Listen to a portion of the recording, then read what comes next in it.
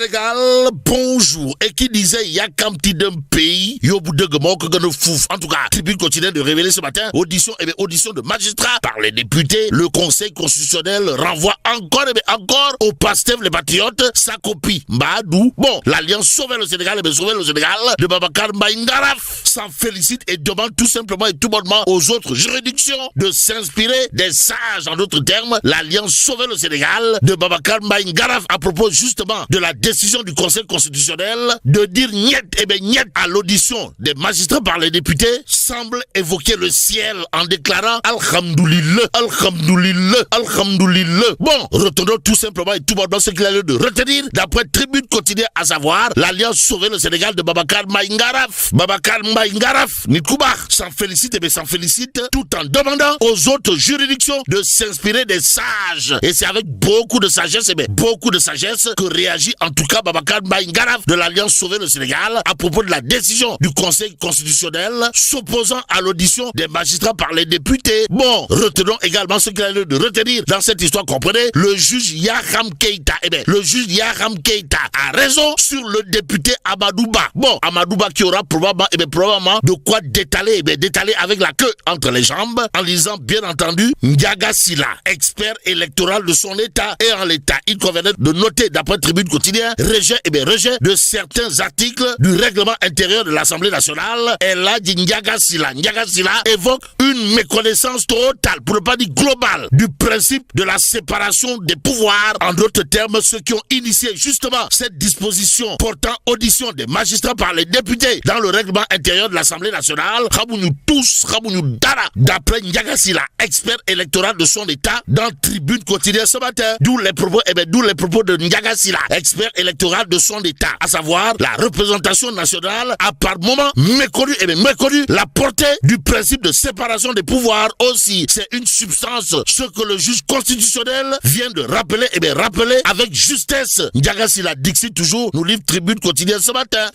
L'autre journal qui parle du rejet de la loi portant convocation des magistrats devant l'Assemblée nationale, c'est Walf quotidien. À la une du quotidien du groupe Walf Fadjri, on peut lire Pastef les patriotes encore désavoués. Hey wai Pastef wai. Oh Pastef. Hey wai Pastef ndesan. Oh Pastef wai Pastef. Oh Pastef. Bon, retenons également ce qu'il a lieu de retenir dans cette histoire d'après Walf quotidien, à savoir Amadouba.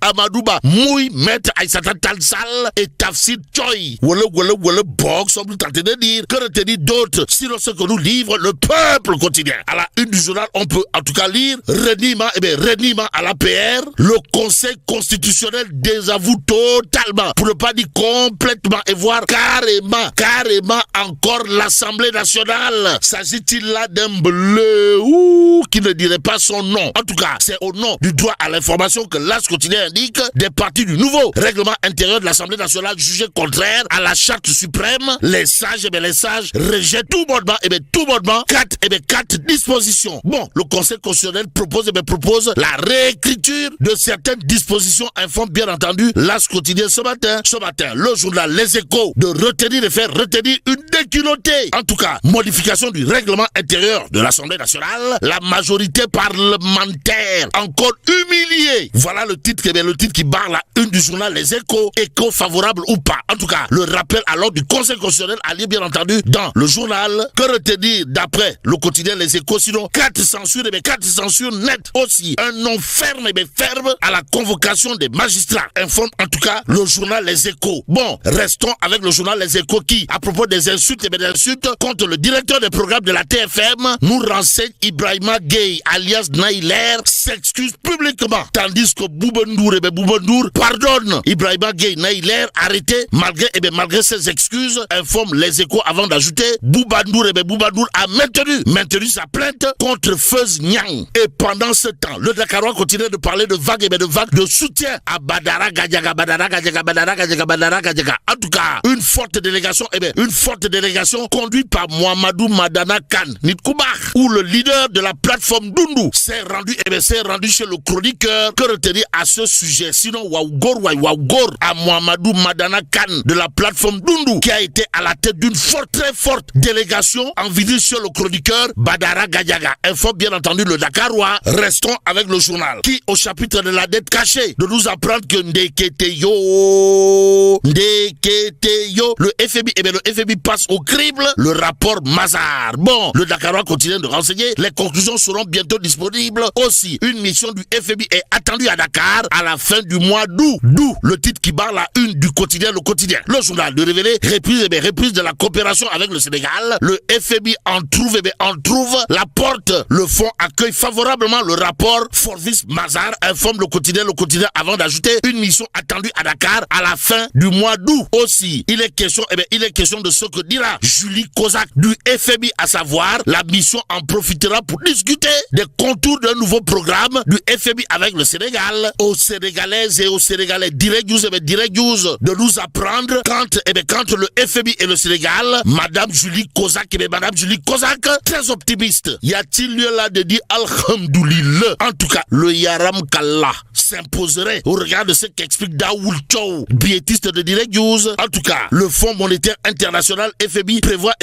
de dépêcher une mission au Sénégal en août pour examiner en profondeur les dettes non déclarées découvertes après l'alternance politique de 2024. Note Daoul Chow, le biétiste de Direct News, d'ajouter, il s'agira aussi d'amorcer des discussions sur un nouveau programme de financement. Des lueurs d'espoir pour notre pays, dont le FMI a suspendu les décaissements qui lui étaient destinés depuis un an. La preuve que depuis un an, les affaires tournent à l'économie souli-bouki. Avec Tribune Quotidien, le journal du groupe des médias, de nous emmener au marché de l'UMOA. Pourquoi faire? Pour nous dire que le Sénégal lève 132 milliards de francs CFA. Y a-t-il lieu là de dire Euskei ou Tchei, tout compte fait? Tribune Quotidien, de parler de l'agenda national de transformation de l'enseignement supérieur, de la recherche et de l'innovation, histoire de nous renseigner que le comité de pilotage tire un bilan satisfaisant. En d'autres termes, il s'agit d'un good job adressé clairement et nettement au docteur Abdourahmane Diouf, ministre de l'enseignement supérieur, de la recherche et de l'innovation de son État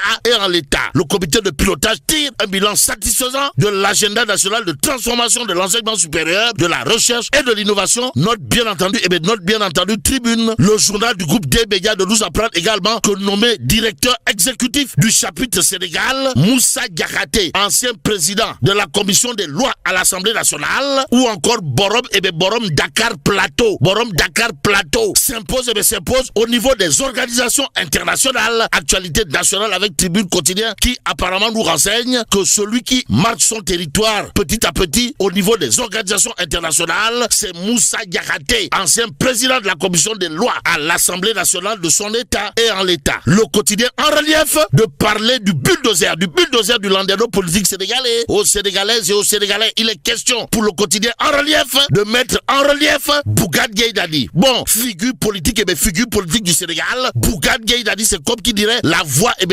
d'une génération. Renseigne tout simplement et tout bonnement en relief quotidien. Dans le journal, on peut lire en tout cas que Sawai, Bougane Gueye Dany, Bayou Serigne Mohamed Gueye Dany, c'est comme qui dirait un acteur engagé qui a su conjuguer entrepreneuriat, médias et engagement citoyen. En d'autres termes, Dieu est grand, mais Bougane Gueye Dany n'est pas petit. Alors là, pas du tout petit, au regard des explications magistrales, pour ne pas dire monumentales et même cardinales, bref, cathédrales, bon, chirurgicales, de En Relief quotidien ce matin. Restons avec le journal qui parle de diplomatie sous-régionale. Et là, on peut lire le président Diomaye Faye entre Lomé et Monrovia. Bon, passons à Libération. Le journal, en tout cas, de révéler une première arrestation enregistrée après la délégation judiciaire du doyen des juges. Et ce que juge important, Libération, c'est de dire la DSC, la DSC traque la mafia de Coach. Bon, un présumé complice intercepté à l'AIBD jeudi soir alors qu'il tentait de quitter le pays. Bon, El Hadj Babacar Dioum, extrait de prison hier en vue